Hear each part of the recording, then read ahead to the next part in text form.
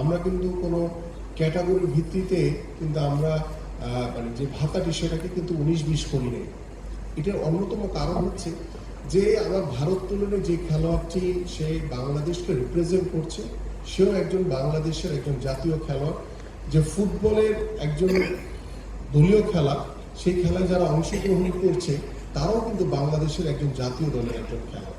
তো জাতীয় দলে যারা খেলে তাদের ভিতরে তো কোনো বৈষম্য করা যায় না।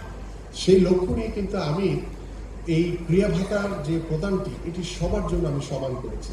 আমাকে অনেকেই অনেকভাবে বলার চেষ্টা করেছিল বিগত সময়ে যখন আমরা এটা শুরু করি, যে ভাই এটা মনে হয় একটু ফুটবলের জন্য একটু বেশি দেন, হকির জন্য একটু বেশি দেন, অন্যান্য স্পোর্টসগুলোকে একটু কম দেন। না, বাট আমি এটা মাননীয় প্রধানমন্ত্রী যে নির্দেশনা যে জাতীয় দলে যারা খেলছে তাদের সবাইকে সমান গুরুত্ব দিতে হবে এবং সবাইকে সমান গুরুত্ব দিয়ে আমরা সবাইকে সমান ক্রিয়া ভাতা প্রদান করছি। ইনশাল্লাহ আমরা খুব দ্রুত সময়ের ভিতরে আরো 200 জন ক্রীড়াবিদকে আমাদের এই ক্রিয়া ভাতার অন্তর্ভুক্ত করে আমরা ইনশাআল্লাহ এই 500 জনকে আমরা ধারাবাহিকভাবে সরকারের পক্ষ থেকে খেলাধুলাকে পেশা হিসেবে প্রতিষ্ঠার লক্ষ্য নিয়ে আমরা ইনশাআল্লাহ এই ভাতাগুলো প্রদান করবো এবং ক্রিয়াকারও তাদেরকে প্রদান করা হবে।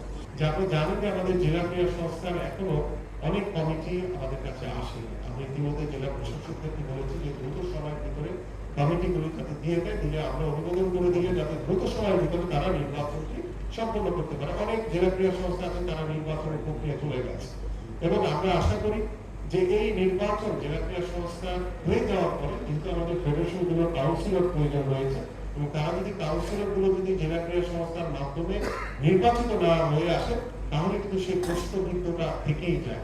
আমি সেই প্রশ্নবিদ্ধকে আর সুযোগ দিতে চাই না। আমরা চাই প্রত্যেকটি জেলা ক্রীড়া সংস্থা নির্বাচনের মাধ্যমে নির্বাচিত কমিটির মাধ্যমে যারা কাউন্সিলর হয়ে আসবে তাদের অংশগ্রহণের মধ্য দিয়ে আমাদের যে ঢাকার যে ফেডারেশন গুলো রয়েছে বা বাংলাদেশের যে ফেডারেশন গুলো রয়েছে আমরা সকল ফেডারেশন নির্বাচন করতে চাই। যদিও তাদেরকে বলা হয়েছে যে 3 মাসের ভিতরে নির্বাচন গুলো সম্পন্ন করতে, যেহেতু জেলা ক্রীড়া সংস্থার নির্বাচন 3 মাসের ভিতরে শেষ করতে পারবে না, সেই ক্ষেত্রে আমি আপনাদেরকে আরো কিছুটা সময় বাড়িয়ে দিতে চাই যে না, ওই নির্বাচনগুলো শেষে ইনশাআল্লাহ সময় মতো যত দ্রুত আমাদের এই ফেডারেশনগুলো নির্বাচনগুলো সম্পন্ন করা যায় সেইভাবে আপনারা কাজ করবেন। পাশাপাশি আমার জায়গা থেকে আমার মন্ত্রণালয়ের সর্বোচ্চ সহযোগিতা থাকবে, কারণ আমার কাছে না বলে কোনো শব্দ নাই। এই শব্দটি আমাদের মাননীয় প্রধানমন্ত্রী প্রায় আমাকে বলে যে তুমি তো কোনোটাকে না বলো না, সবগুলোকে হা বলো। তো আমার কাছে